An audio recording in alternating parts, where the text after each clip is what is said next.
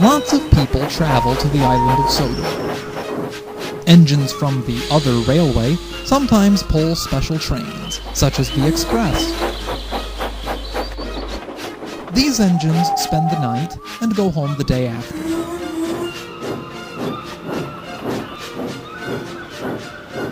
One day, Gordon was making his way back to the yard when he was suddenly diverted onto a siding. What's going on? He fumed. But before the fireman could climb down to ask the signalman, a shiny silver engine rocketed by. Steaming pistons! Gasped Gordon. Who on earth was that? That was a London and North Eastern Railway Class A4, said the driver. He must be an engine from the other railway. I wonder what brings an engine of his class to Sodor, added the fireman. Gordon was soon to find out. When he arrived at Knapford Sheds, he saw the engine resting in the sunlight. Oh, hello, he said. I saw you in the siding. Sorry about that old chap. And who are you? Asked Gordon. This is Spencer, said James. He's the fastest engine in the world. Rubbish, snorted Gordon. My brother, Flying Scotsman, is the fastest. That old iron was the fastest, sniffed Spencer.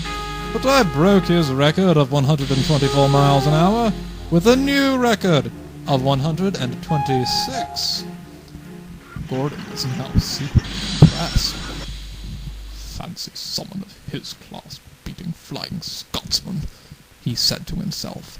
I'm the Duke and Duchess of Boxford's private engine, boasted Spencer. I take them everywhere.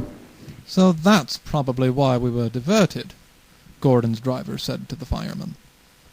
I've heard of them, said Gordon. I remember when I was young and green, whenever I went to London I heard so much about them. Do you know the place?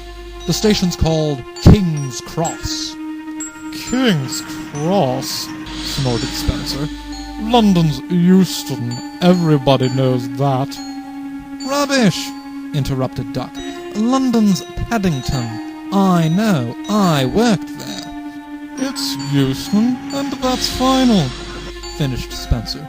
Now, if you'll excuse me, I have to collect the Duke and Duchess from the docks. And Spencer raced away. Stupid thing, snorted Gordon. What does he know? Stupid yourself, snapped Duck. London's Paddington, I tell you. Paddington! Stop arguing, grumbled James. At least you can agree on one thing, that London's not Euston. Whatever, muttered Gordon to himself. The Duke and Duchess arrived on Sodor, boarded Spencer's train, and Spencer took them to their summer house in the countryside. Spencer raced past the yard. The engines weren't impressed. Show off, snorted Gordon. Thomas was shunting trucks when the Fat Controller arrived. Thomas, Spencer will be sleeping at the Tinmouth shed. I want you to shunt his coaches in the goods shed opposite the engine shed. Yes, sir, said Thomas. Later, Spencer returned to the yard. Take my coaches and shunt them away, he said. I will when I've finished shunting these trucks, answered Thomas. My coaches are far more important than your dirty trucks, huffed Spencer. Now get to it, little one. Spencer puffed away. Thomas was furious. Bossy silver show-off. He was so cross that he shunted Spencer's coaches into the goods shed at Knapford. That night, he was tired when he got back to the sheds. Splendid important engines like me don't shunt, huffed Spencer. And we certainly don't go backwards like tank engines. This made Gordon cross. I certainly hope someone teaches him a lesson, Gordon whispered to Thomas. "I would certainly like to be that someone," Thomas replied. Next morning, the Fat Controller and a Lady Hat were having breakfast with the Duke and Duchess at their summer house. The butler came in. "Excuse me, sir," he said. "You're wanted on the telephone." Would you excuse me, please, Topham?" said the Duke. "Go right ahead," replied the Fat Controller.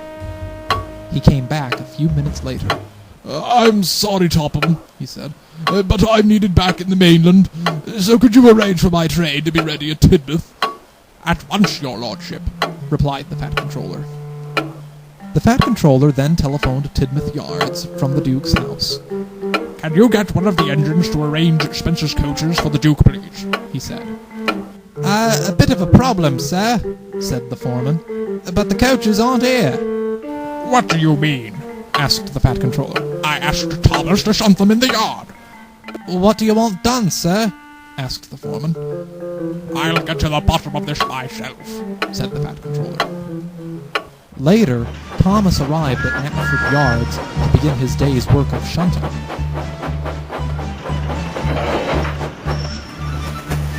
Then he saw the Fat Controller. "I asked you to shunt Spencer's coaches in Tidmouth Yards," he said. "Why didn't you comply with my order?" "Oh," cried Thomas, "I must have shunted them at Knapford goods shed." "Why would you do that?" asked the Fat Controller. "I must have been so cross that I just didn't realize what I was doing." The Fat Controller didn't know what to say. "Well, the Duke is needed on the mainland," he said. "So find Spencer's coaches and take them to Tidmouth Yards." "Yes, sir," replied Thomas, and he headed on his way. Thomas brought Spencer's coaches ready for the Duke's return home. But there was a problem, for although Spencer had been filled with water, his boiler was still cold. "Ha ha," laughed Thomas. "Sylvie's show-off is slow to start, and he calls himself the fastest engine. Payback certainly comes in mysterious ways." Spencer felt very embarrassed. The Duke wasn't pleased either.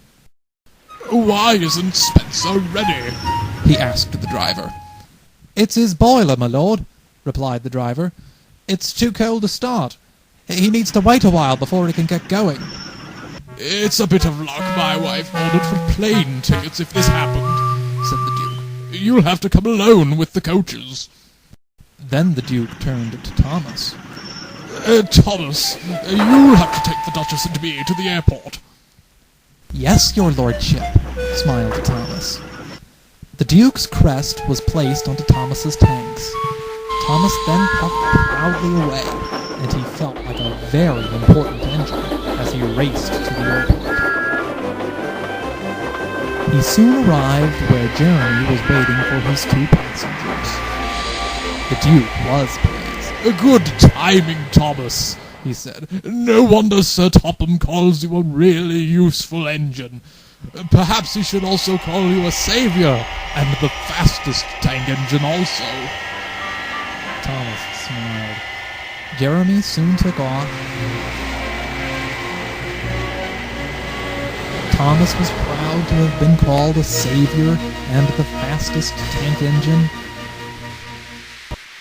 And as for Spencer, his visit to Sodor will be one visit he'll never forget.